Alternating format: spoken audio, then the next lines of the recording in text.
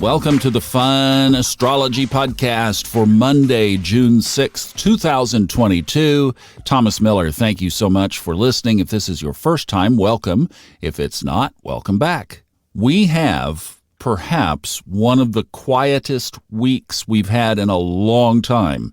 And actually, the rest of June is looking pretty quiet in the sky. We will have a couple of sign changes coming up later in the month. The first will be Mercury when it retraces its backstep boogie and moves back into Gemini. That will be next Monday. Then, of course, the Sun moves into Cancer on the 21st and the 22nd. Then right after that, Venus moves into Gemini. Sun moves out, Venus moves in. It's like an exchange. Well, and thus the chart starts to thin out, as we've been talking about, that by the fall it will look even more thin. But now we'll have some single planets in single signs. The Sun will be by itself in Cancer. Venus will be by itself in Gemini. Of course, Pluto is by itself in Capricorn for quite a while, unless till the moon comes through and kisses it once a month. Saturn is alone in Aquarius, and Neptune is by itself in Pisces. So we are chasing the moon around the chart this week, which will embellish more than that. If you have a SpeakPipe question, go ahead and leave it either for this podcast here, we can take it up here, or if you'd like to ask one for Robert in Old Soul, New Soul, you can do that there as well. And those of you who have, we will get to them as quickly as we can. We had a bunch come in over the weekend. So thank you. I know you guys are loving that. I see that you see exactly what I saw. He's the GOAT. Best astrology teacher I've sat under. And that podcast is going to end up being a national treasure as it gets built out over the months and years ahead. Now, over the weekend, Saturn slipped into retrograde on Saturday. How was that? Did you feel anything? Anything start working backwards in your life?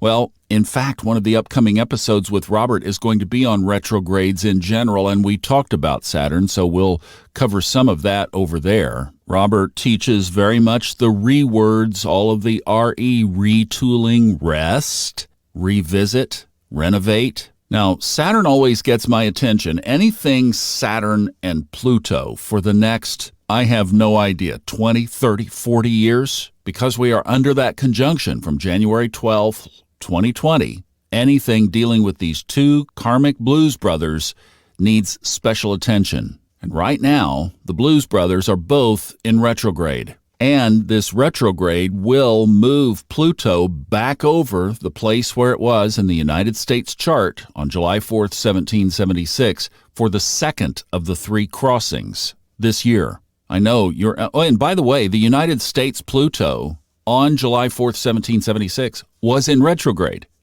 So that degree is 27 degrees, 33 minutes of Capricorn. That second alignment at that degree by this current retrograde Pluto will happen on Monday, July 11th. And for those of you who prefer to-the-moment specifics, it will happen at 1:47 in the morning, at least with a chart set to Asheville, North Carolina. If you have a Honeycomb Collective, that's a note that would be worth adding to your July calendar for sure.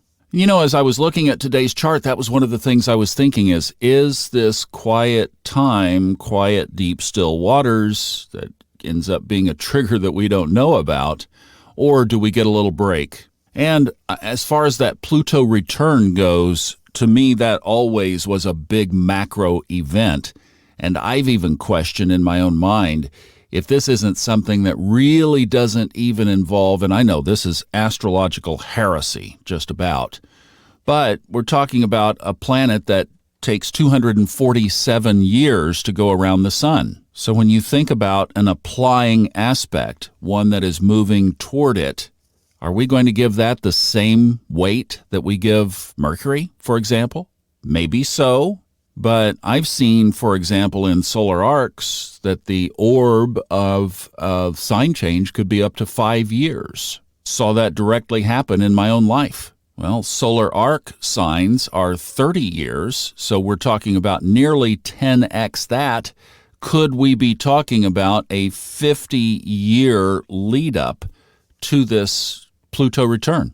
So I'm wondering, could the last 30, 40, 50, even 60 years collectively, basically my lifetime since 1960, could that all be categorized under the umbrella of the Pluto return?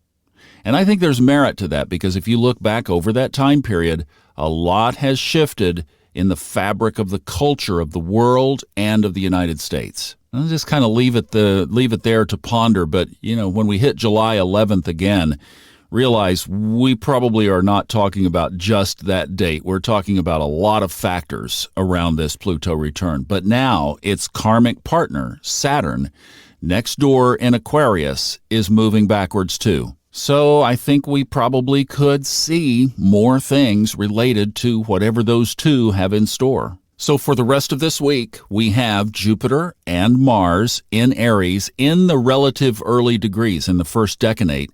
So they're both, Jupiter's at 4, Mars is at 9. Chiron is in there as well. Then in Taurus, we have Venus at 10 degrees, Uranus at 16, Mercury at 26. And of course, the nodes of the moon are in that Taurus-Scorpio axis. So there you go. That's the setup of the chart. Except for Mercury retracing its ground on Monday back into Gemini. That's basically it until the 21st. Don't forget about the Discord channel, Fun Astrology Podcast, and hit the speak pipe if you have any questions. Then I have some other things that we can certainly fill this time with over the rest of the week. Got a couple of questions already, but if you have one, certainly send it in.